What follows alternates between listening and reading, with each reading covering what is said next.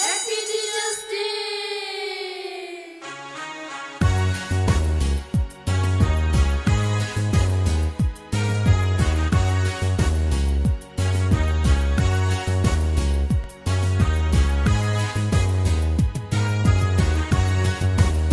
Cha-cha-cha-charu, tarigi nyudi, lopingi nyumi.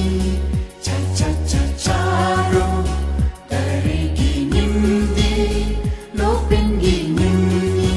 Oh, oh, oh, oh, ha, ha.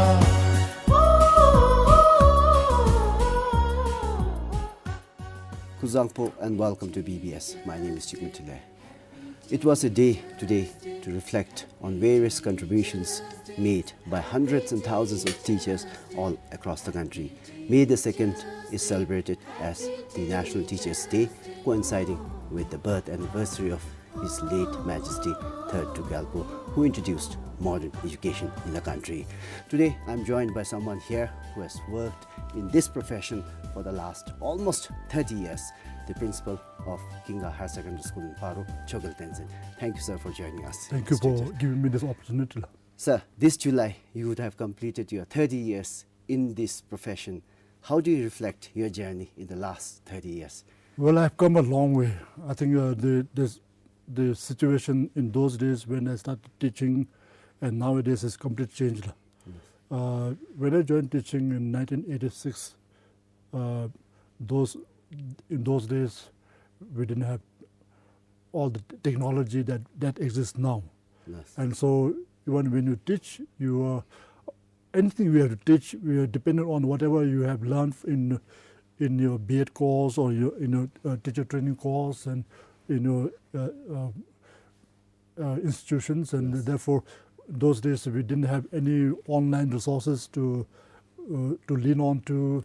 And also the good thing about those days was that in those days we did not have indiscipline problems that we face today. Yes. But those days the students were very good. Actually, we'll talk about that later. Okay, love. Tell us about your schooling.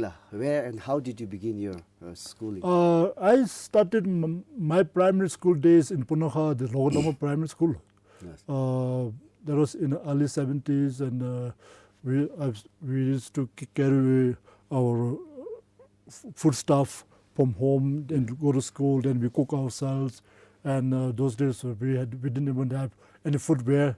We just walked back to school back home and back and forth in barefooted, and those days the discipline was very severe. And then, Yes. but I think we had very good teachers, and so I started my schooling in Logadama Primary School from there.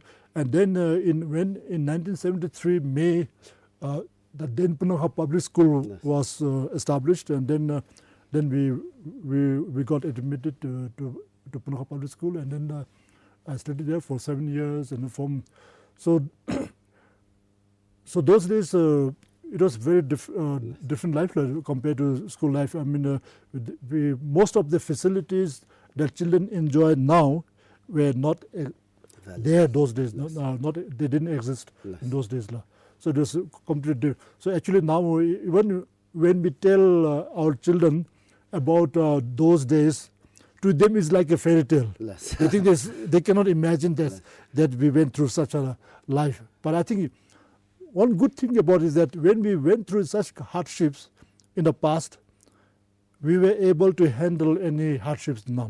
Yes. Because now, these days, most children do not go through hardships. And therefore, when they face challenges in life, then they feel like, oh, now, as if the world has come to an end. Yes. So that's the thing. So for somebody who has gone through hardships every year in your earlier days, I think now we can handle any challenges. Yes. That's the thing. It's like somebody who has taken poison in small doses. They will not die when they have a big dose of poison. And it's like that. How did you join the teaching profession? Was it by compulsion or was it your passion? It was my choice. Actually, till class 10, I never even dreamed of being a teacher. Then after my class 10, I worked as a temporary teacher in Luntin Zamba Junior High School. Those days it was Junior High School. And Madam Sijit Singh was the principal. And so I taught in Luntin Zamba Junior High School for almost a month. And then that's why I said, oh, this is the job for me. And so that's how I fell in love with this teaching thing. And so then after that, then I went for my class 11, 12 science, the higher secondary education program in Sherubling. Because in those days, all the high schools in Bhutan did not have class 11, 12.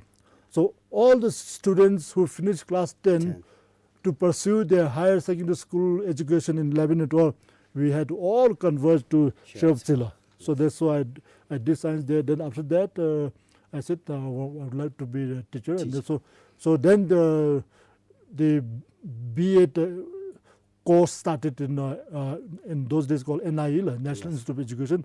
And so I went there for the 3-year B.Ed course. And then after that, I became a teacher. Yes. I believe you are one of the few science teachers then. Yes. And if you go by the records, most of the Bhutanese students are really poor in science and mathematics subjects. Yes. Why do you think so? I think it is science and maths. I think somehow, especially maths, there was some phobia running through many students. But the moment they hear about maths, they find there's some kind of distaste for it. And I think it's maybe because the way they're taught was, if you want to create that enthusiasm for a subject, that enthusiasm has to be instilled in the student from the earlier days. Yes. And so if they've gone through their primary school days, or from grade 1, 2, 3, if they had a teacher who is not enthusiastic, who doesn't have that energy to teach science and maths, then they don't get that love for science and maths will not rub onto the student. And so that's why the role of a teacher to instill that enthusiasm, that interest, that it all depends on who the teacher is. Because there are some teachers who like to teach with minimum energy. They just sit down at a table, and then they naturally they will. Then all the other students sitting there, they lose their energy, they lose their enthusiasm, and then it sticks. Yes. I'm sure during those days, there won't be many science teachers, and most of the science and mathematics teachers were from India, mostly Kerala teachers. So how was the coordination, you and the Kerala teachers? Those days Bhutan did not have enough, especially science and maths teachers. So we had to recruit expatriate teachers from India. We also had some of them from Australia and New Zealand, UK, who taught. And normally it is, actually those days we really had to work. There were some of these really good teachers who came from New Zealand and from UK, so this voluntary teachers. And then I used to when I was teaching physics and chemistry in Khaling to class 7, 8, and 9, I had a friend, very good friend of mine from UK, a British volunteer teacher, and I used to, every time because they were very good in doing these activities with the students, and they had that thing which creates that interest, energy, and enthusiasm in the students. So I used to ask him and all that. But anyway, I learned quite a lot from those senior teachers. But I think one reason why students did not have that fire going on in maths and science for maths and science in those is that I think those days we didn't have. There was no internet and there was nothing much to show to them. We could not show them video clips. There was no such facilities to create or record video clips. And nowadays there are a lot of online resources which will make learning of science and maths so exciting, and it can really make children really get into it. So I think that's the main reason. I think those days the resources were quite scarce, and therefore the teacher had to do mostly either from improvised materials, or they had to simply just depend on talk. Sir, did you know that your students used to call you Hitler? Yeah, in Ngalum, I came to know, I think in Ngalum, when I was there, I used to have a suggestion box. Less. And so that's through the once when I opened the suggestion box, and so that's how I came to know that the students were calling me by the name of Hitler. I think they were right because I used to be quite strict. Less. Because You used to beat them? I used to, yeah, sometimes definitely. I'm not against beating because I think because as a teacher, I believe I use Guru Rinpoche's strategy. Less. And for Guru Rinpoche, I mean, we don't have to go very far to borrow stuff from Australia, New Zealand, USA, from those countries. I mean, Guru Rinpoche, when he was dealing with people who would not listen to him, who cannot be tamed, like the devils and demons, whatever, he used those. He turned himself into wild, And for those people who responded to the soft ways, he was quite an angel. So I'm just simply using this Guru Rinpoche strategy, that's all. And we don't need to go very far. I think it is only in Bhutan where we are so crazy about, about this idea that was borrowed from, I don't know, maybe it's got a blend of something from New Zealand, Australia, UK, USA, anything. So you came through a stage where corporal punishment in school was not a big issue. Now That's things right. are different. Yeah. We have had a lot of recent in news as well that That's right. students revolting against teachers. What's your opinion, La? I think this indiscipline thing, the beating of students, probably these days, actually some teachers are not doing it not right. Yes. Because I think when you give a punishment, whether through beating or whatever, first you need to make sure the students understand it, why they are getting that beating or that punishment. Yes. Whether it was given by the teacher because the teacher teachers have a grudge, or whether they don't like the student. But actually, when you punish, when you beat a student, we are doing it with that intention to change them for the better. Now again, some people will think that, okay, this is not the only way. But the beating happens only when all other strategies do not work. Mm-hmm. That is the last resort. And that also we have to, when we do that, I think we have to do it without keeping grudges in your mind. And then once after the punishment is given, then you should not single out that student. You should not label that student as naughty. Yes. Then after once you given that punishment, you should treat all the students equal. Yes. All should be treated equally. Yes. And I think that beating, I think it's happening in Southeast Asia, it is everywhere. But it doesn't. We know this. It doesn't. Yeah. But in Bhutan, I think we have borrowed this that anti-beating thing from somewhere, some 10,000 kilometers from that side, from the other side of the world. But actually, we have good systems in Southeast Asia. In South Asia, we have good systems, and where beating is accepted. Yes.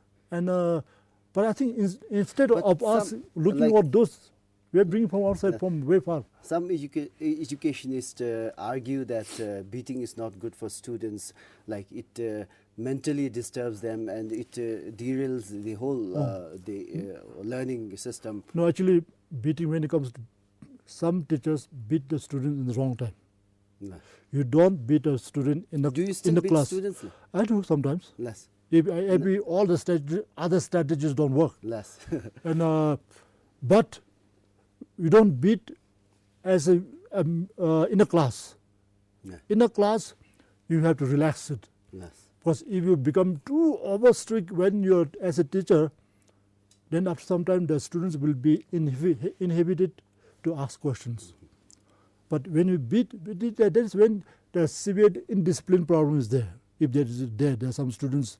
So it is, I think during the course of teaching, beating is wrong. Yes. The students should enjoy. Because if you beat in the class, okay, you didn't know because first from the day one, you need to establish the class norms, and then we have to find ways. So beating is not the way to make students learn and everything, because we don't want to create that kind of atmosphere in a classroom. But in a classroom, the environment should be quite friendly. It should be free of any threat and all that. Yes. But beating happens only when they do some violation of school rules. Actually, when we talk about violation of school rules these days, if you check our school rules, any school rule, and check with the penal code of Bhutan, there are some things common law. Some things which students do, and which is also not only they will break the school rules, but sometimes they are also breaking the penal code. So I think if you align, so you will check back and forth, there's some school rules and the penal code is similar. So that's why in Kuenga we have the school diary, the student handbook. In the handbook we have inserted common sections from the penal code law, Yes. because which are similar to the school rules. Yes. So some students invite some beating if they do this repeatedly. This because it's against, not only against school rules, Yes. because some students get beaten for abuse of drugs. And abuse of drugs not only violation of school Yes, rules, but but it's also- going against the penal code. Yes, Like that, there are other breach of other school rules which are also breach of the penal code law. Yes. Some people say that even if we have best educational facilities in the schools, but not passionate teachers, then the quality of education will suffer. That's true. What do you have to say on this? I agree thoroughly. Yes. The subjects where students perform really well, these are the subjects where the teacher is very creative, innovative, and they find resources from here and there, and they will teach with lot of strategies, lot of resources, and not only that, they work hard, they plan the lesson well, and then in the class also they teach, as if when you teach a subject with a passion that you put your heart and soul into it, then students love it. Yes. But if a teacher just sits down on the chair and with that lazy feeling, if they teach, and that laziness will rub onto the students, and after 2-3 minutes you will find everyone dozing in the class. So it's all to do whether students love science will go back automatically to how well the science teacher has been able to sell his subject to the students. We need to sell the subjects. Because some teachers, but actually the thing is that the teachers, they should put themselves in the shoes of the students. They should think that, okay, if I'm a student sitting in my class, would I get bored, or would I be excited, or would I get fun? So you have worked as a principal in so many schools, both private and Yes, sir. government. So how do you see difference between government and private? In the government, I think there's not much of difference, because we follow more or less the same kind of syllabus, same routine, same rules. But the only thing is that in a private, like sometimes we can do things differently, but the thing is, in a private, we are getting students who are not very keen to learn. Yes. I've Who are noticed. not qualified in government schools. Yeah, not qualified. They did not qualify not because they were dumb, but because during their previous year, they got their priorities wrong. Yes. Many of them had gone, they have dedicated too much of their time into games, into basketball, and all that. They did not balance it. Yes.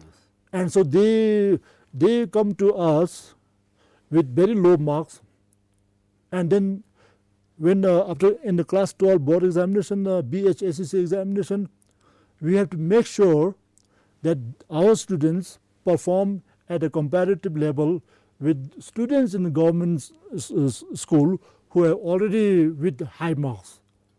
But actually, so we do our best. Yes. So that's why sometimes in the private school, I tell my teachers that we are alchemists. Yes. We try to turn things around. And Yes. so for that we really have to work hard. Yes. But if our teachers in a private school are given those smart students in a government school, students with 70, 80%, I think many of our students would be hitting all in the 90s. Yes. So because now with that kind of students, we are getting students who are not interested to learn, and we are making them learn. That we are trying to create that interest, create that enthusiasm in them, and then we are trying to bring up their result.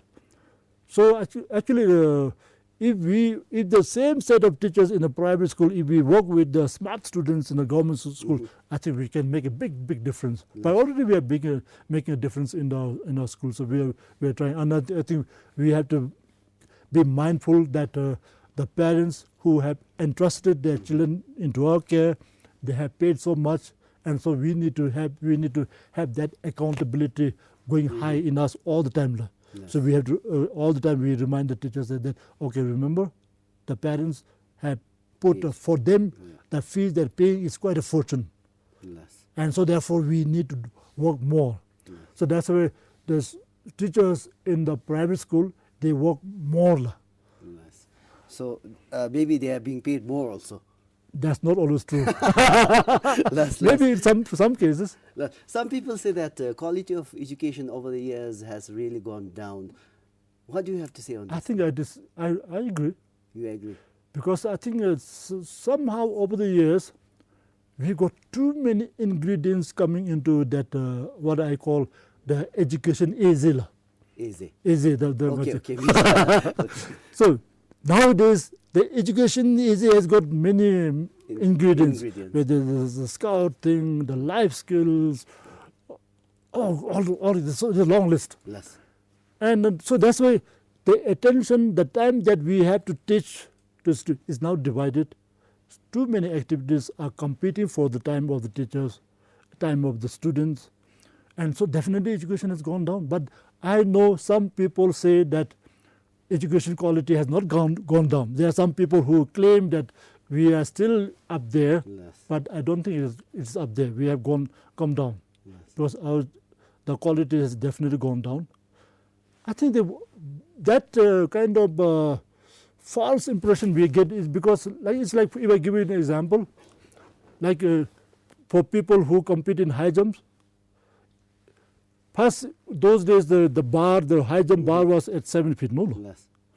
So very few people can get over the bar. Now to make it easy for more students to get through, they had lowered the bar to 5 feet. Yes. So definitely everyone can do it. Yes. So that's why now we can, all the students, everyone can go through the system, and they think that there's the same quality. But the level, the bars come down. But one good thing is that we have a more educated lot coming out from the school by lowering that bar. So the baseline somehow has gone up. Educated lot, I'm quite apprehensive about that, because yes, they might have passed class 12 BHS, it's a class 12 examination and 10 examination, but I think that real education they don't have. Now this was, I don't know, it's not that real education. Mm-hmm. So I think that now something because nowadays we are getting students, class 12 students, who cannot do things which a class 12 student can do in those days. So there's a gap now. Okay. On this note, your last thought, it seems we are running out of time. Your last thought, about to the teachers, students, parents. I think this wonderful I would like to request all the parents that please do your best to groom your children well at home, and don't leave everything to the teachers, because when parents don't do their work properly at home, the teachers get very stressed. Yes. And that's why when the teachers go through high stress, many of them say, no, now that's it, I cannot, there's a last straw, and they leave the profession, which is very bad. Because some teachers who are seasoned teachers, who are very good, when they leave, it's because some of them cannot handle the kind of stress that is coming from the students who are not properly groomed at home. And it's quite sad. So I would like to request all the parents that please take care of groom that small sapling when the sapling is very small. Because by the time when the sapling has grown very tall, when you try to straighten out, it breaks. And also the thing is now there are too many. I would like to request whoever all the officials who are responsible for introducing all this new ingredients into this education as a, so that I think there now we need to balance out. We have to prioritize which is more important. I think too many things coming into education, and Yes. we don't do a good job. Yes. Thank you, sir. Thank you very much. Coming all the Lasala. way from Paro. and Okay, my talking to us. pleasure. Yes. Well, that was Chogyal Tenzin, principal of Kuenga Higher Secondary School in Paro. And every time when it is a National Teachers' Day, it reminds me of a phrase, and it goes on to say like this: doctors save lives, architects build buildings and skyscrapers, and engineers build bridges and roads. But it is the teachers who build doctors, engineers, and architects. On this note, on behalf of the BBS, I would like to thank each and every teacher all across the country. Happy Teachers' Day. Tashtele, and thank you for watching us. Dari ginin di